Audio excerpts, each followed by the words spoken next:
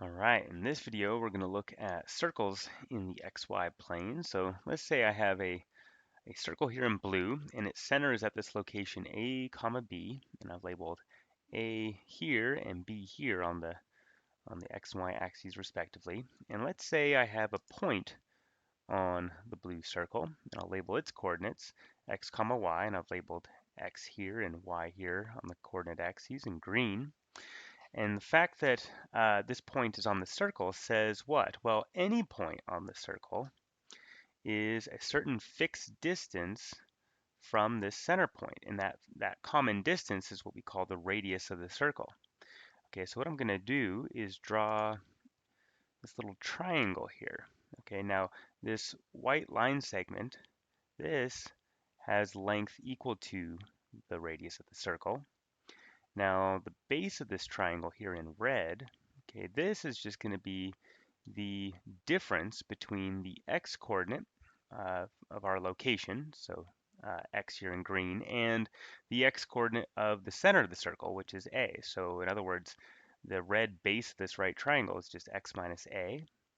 And likewise here, the yellow, which would be the height here of the right triangle, that's just y minus b, right? It's just the difference between these two values. And so now I can go ahead and apply the Pythagorean theorem. So recall that if we have a right triangle, we can relate the sides with this following equation, right? So if I take the sum of the squares of these two sides, okay, these are known as the legs of the right triangle, so a squared plus b squared, that's equal to the square of the long side of the right triangle, also known as the hypotenuse. So a squared plus b squared is equal to c squared. So now if I apply the Pythagorean theorem to this right triangle, I'm going to get this equation, okay? So if I square the red side, so quantity x minus a squared, plus the square of the yellow side, so that'd be quantity y minus b squared, that's going to equal the square of our hypotenuse, which is just the radius. Okay, so this describes all points on the circle with center at the point AB and radius r. Okay, so now let's look at question 4 on the worksheet. It says, write the equation of each circle described. Part A says the circle centered at the origin with radius 1. All right, so if our center is at the origin, what that's saying is that our AB here is just at the point 0, 0. So A and B are both 0 in this case. The radius of 1 tells us that our R value in this equation is 1. So I can go ahead and put that all together as follows. Okay, I'm going to put x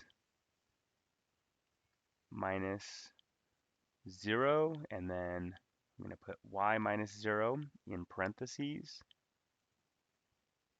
And then on the right-hand side, I'm going to have our r squared, which is just going to be 1 squared. So I'm going to put zeros there and there, because our a value and our b value both equal to 0. And then our radius here is 1, so I'm going to put that right there.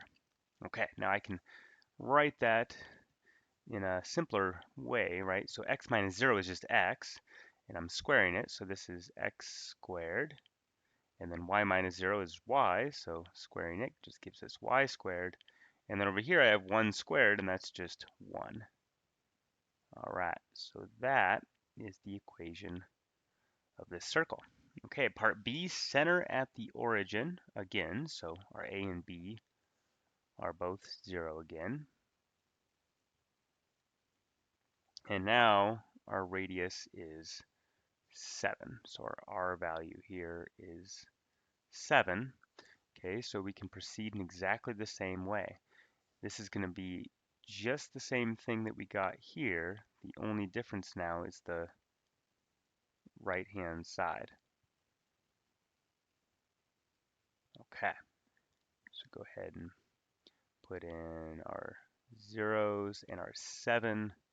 And so now let's write this in a simpler way. So we have x squared plus y squared. And on the right, 7 squared is 49.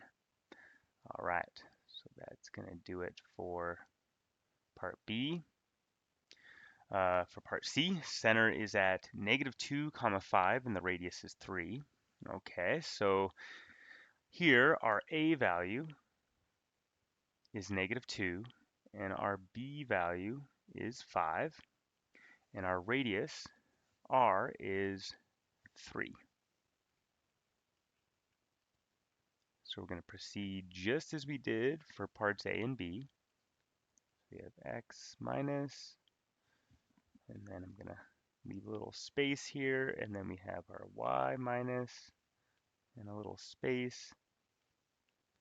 And so here, do be a little bit careful. When it says x minus a quantity squared, and a is itself a negative value, okay, you're really subtracting a -2. Okay, so in essence, you're really looking at x plus 2. Okay, I'll write it this way for now.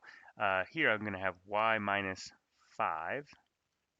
And then on the right-hand side, since r is 3, I'll put that 3 right in there. Okay, so now let's go ahead and rewrite this. So this is going to give us x minus a -2, so that's x plus 2 quantity squared, plus, and then this is y minus 5 quantity squared, and over here 3 squared is 9.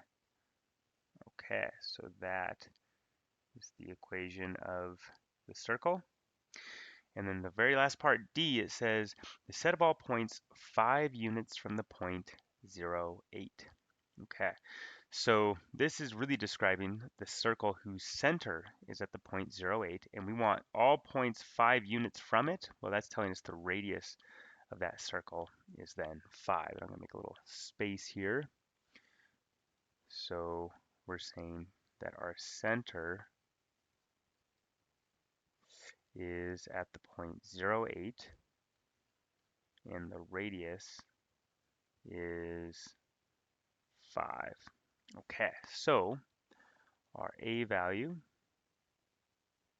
is 0, and our B value is 8, and the radius, R, is 5. Okay, so then just go ahead and plug in. So we have x minus, leave a little space. So we're going to have x minus 0 quantity squared, and then y minus 8 quantity squared, and that's going to equal 5 squared. So let's go ahead and rewrite. So x minus 0, that's just x, so this is x squared plus, and here we have y minus 8 quantity squared, and on the right, 5 squared is 25. Okay, so that's our equation, and that's going to do it for this video. Thanks so much.